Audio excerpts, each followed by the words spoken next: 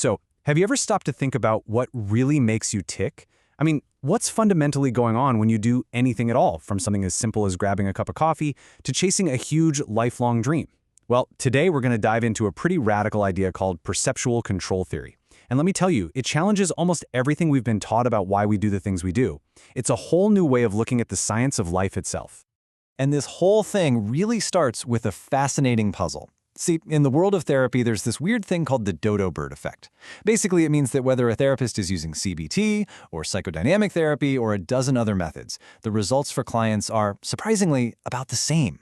Now, how is that possible? How can these totally different, sometimes even opposite, approaches all seem to work? That mystery right there suggests that maybe our whole basic understanding of what's happening is a little bit off. So, to even begin to solve this puzzle, we first have to take a hard look at the stories we've been telling ourselves about our own behavior for a long time. For about the last century, psychology's been dominated by two big and kind of contradictory ideas. First, you've got behaviorism. That's the outside-in story. It says stuff in the world, rewards, punishments, a green light, just causes us to act. Then you've got cognitive psychology. That's the inside-out story. It paints the brain as the supercomputer that plans everything out and then sends commands down to our muscles. Now, both of these stories feel kind of right, but neither one can really explain that dodo bird effect, or, as we're about to see, even some super simple everyday actions. So what if the problem isn't in the details? What if we've just been looking at the whole thing completely backwards? You know, it's a lot like the Copernican revolution in astronomy. For thousands of years, we tied ourselves in knots trying to explain the weird orbits of planets with the Earth at the center. But then Copernicus just put the sun in the middle, and suddenly everything snapped into place. It all made perfect sense. While perceptual control theory says we're at that same kind of turning point right now. Okay, so to really get this new perspective, we first have to take apart a huge idea we all have, the illusion that we're actually in direct control of our actions. That is a powerful statement, right? The idea that some external thing, a bonus, a grade, just makes you do something is, from this new point of view, basically magic. It completely skips over the most important part of the whole equation, you. It treats you like a simple machine. But if rewards don't cause our actions, and we're not pre-programming them like a computer, then what in the world is going on? You can actually see this for yourself with a really simple thought experiment. And don't worry, you can do it right where you are. It perfectly shows what we're really doing when we behave. Okay, picture this. You and a friend are holding a rubber band with a little knot tied in the middle. Your one and only job is to keep that knot perfectly still, hovering right over a dot on the table. That's it. Now, your friend starts moving their hand all over the place randomly. What does your hand do? Well, it starts moving constantly, right? It's this complex, automatic dance to counteract whatever your friend is doing. But here's the critical part. You aren't thinking about moving your hand. In fact, your hand movements are completely unpredictable. The one thing that is predictable is the result. You aren't controlling your actions. You're controlling your perception. You're controlling the sight of the knot, staying over the dot.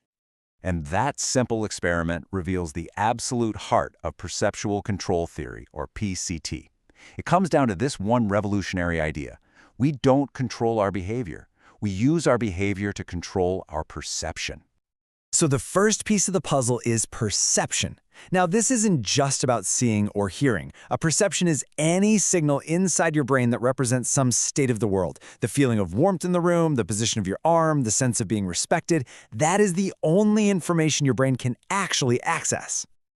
The second piece is the reference. For every single perception you have, you also have a reference level, which is just the goal for that perception. It's the way you want it to be. In our little experiment, the perception was where the knot is, and the reference was right over the dot. And finally, there's error.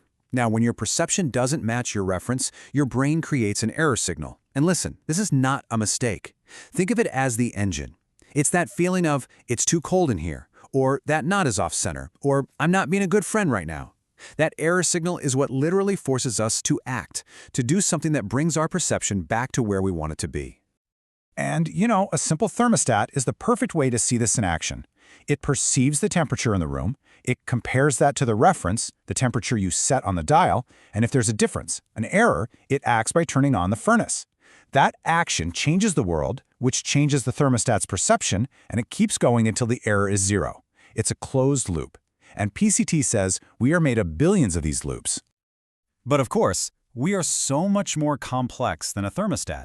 Our goals aren't just a bunch of random settings.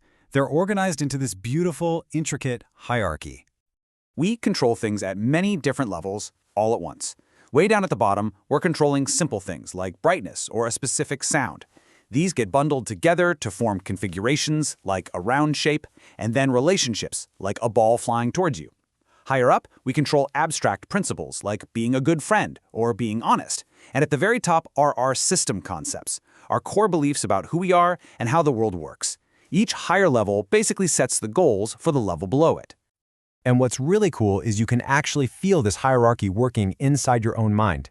If you ask yourself, how do I do something? Your attention goes down the levels towards specific actions. How do I be a good friend might lead you to, I'll call them. But if you ask, why am I doing this? Your attention goes up. Why am I calling my friend? Because I want to be a good friend. See how that works? So this is all great when the system is running smoothly. But what happens when it breaks down? Well, PCT gives us a completely different way to look at psychological distress. It's not a disorder, it's a conflict. From a PCT perspective, mental health issues aren't disorders or a sign that you're broken. They are simply states of chronic, unresolved conflict. This happens when you're trying to control for two or more things that just can't exist at the same time. You're basically pulling yourself in two different directions, and that constant, nagging error signal is what we feel as distress, anxiety, or depression. Let's look at a real-world example from a therapy session. This client, Patrick, is in a state of conflict. On the one hand, he wants to control for the perception of being financially secure, and he can do that by selling a house. But, on the other hand, he wants to control for the perception of being a good partner, which means not making his partner move. He can't do both at the same time. He's stuck. And this whole idea leads to a really unique kind of therapy called the method of levels. Get this, a therapist using this method never gives advice. They don't interpret your dreams or tell you what's wrong with you. Instead, they just keep asking questions that are designed to shift your awareness up that hierarchy we talked about. The goal is to help you see for yourself what higher-level goal is causing the conflict. The core idea is that once you see the conflict clearly from a higher perspective, you are the one who has the power to fix it. So when you put all these pieces together, what do you get?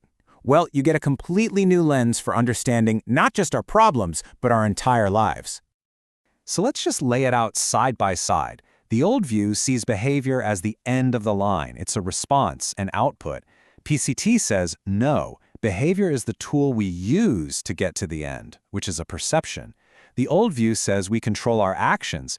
PCT says we control our experiences. Where the old view sees a disorder or a malfunction, PCT sees an internal conflict between goals. And so, where the old view tries to fix things by changing behaviors or thoughts, PCT says true lasting change only happens when you resolve the conflict at a higher level. And this leaves us with a really powerful question to ask yourself.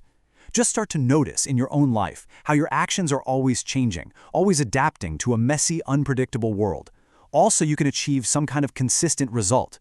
Whether you're just trying to keep your car in its lane or you're trying to maintain a friendship for years, your behaviors are all over the place, but the experience you're after is stable.